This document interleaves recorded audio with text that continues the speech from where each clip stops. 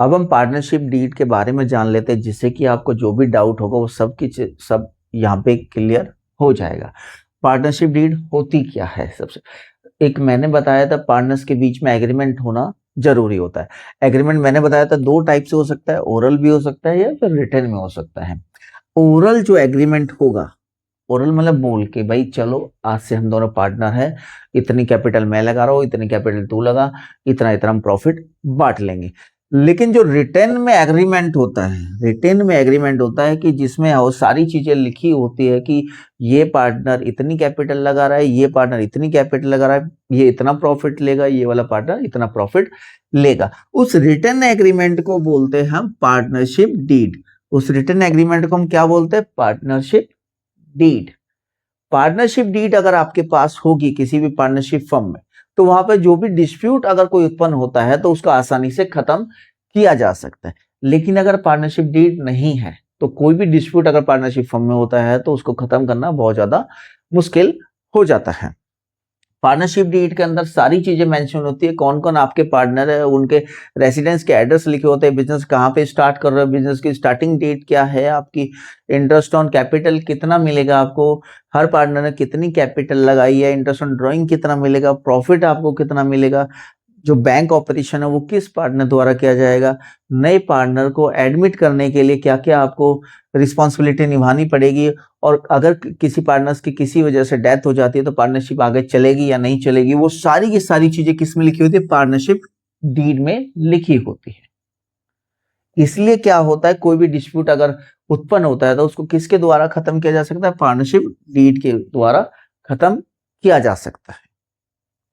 अगर partnership deed नहीं होगी, ओरल एग्रीमेंट होगा, तो कौन सा एक्ट लागू होगा? Indian partnership act 1932।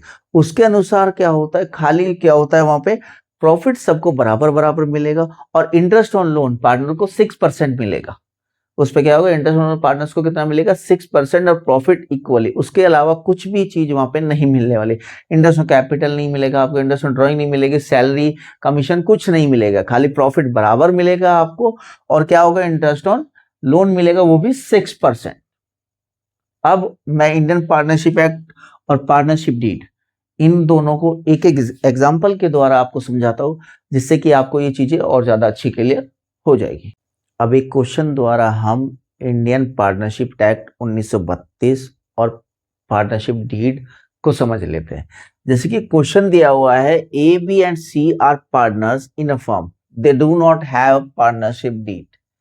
Partnership deed नहीं है उनके पास, तो मैंने आपको क्या बताया, अगर पार्टनरशिप डीड नहीं होगी तो कौन सा एक्ट लगेगा? इंडियन पार्टनरशिप एक्ट 1932 यहाँ पे एप्लीकेबल हो जाएगा। अब क्वेश्चन देखते हैं कि क्वेश्चन क्या है।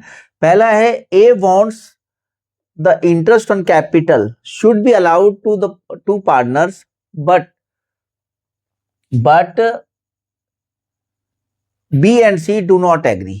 ए कह रहा है कि पार्टनर्स को जो उन्होंने कैपिटल लगाई है उस पर इंटरेस्ट मिलना चाहिए, लेकिन बी और सी बोल रहे नहीं, वो एग्री नहीं है। तो क्या उसको इंटरेस्ट मिल पाएगा? यहाँ पे इसका आंसर होगा कि ये दोनों ठीक है, किसी भी पार्टनर्स को इंटरेस्ट नहीं मिलेगा। क्यों नहीं मिलेगा?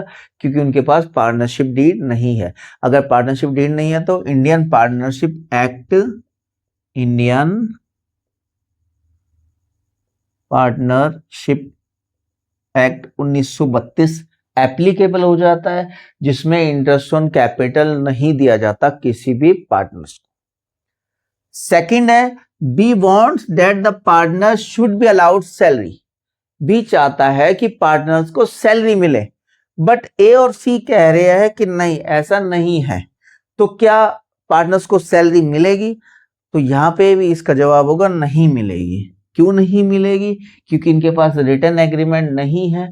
और यहाँ पे क्या एप्लीकेबल हो जाएगा? इंडियन पार्टनरशिप एक्ट 1932 एप्लीकेबल हो जाएगा, जिसके कारण इनको पार्टनरशिप डीड, इनको सैलरी नहीं मिलेगी। तीसरा, A and B want C should pay interest to the firm.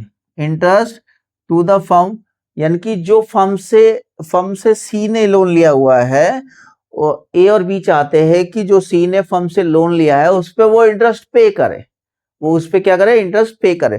तो क्या ऐसा हो पाएगा? सी को इंटरेस्ट पे करना पड़ेगा? नहीं, सी इंटरेस्ट कोई कंपनी को पे नहीं करेगा, क्योंकि इस पे क्या एप्लीकेबल हो रखा है, इंडियन पार्टनरशिप एक्ट 1932। लेकिन अगर रिटन एग्रीमेंट होता, पार्टनरशिप डीड होती, तो उसको इंटरेस्ट पे करना पड़ता। लेकिन अभी तो रिटन एग्रीमेंट नहीं है क्वेश्चन के हिसाब से, तो क्या होगा, उसको इंटरेस्ट पे करना नहीं होगा कंपनी को।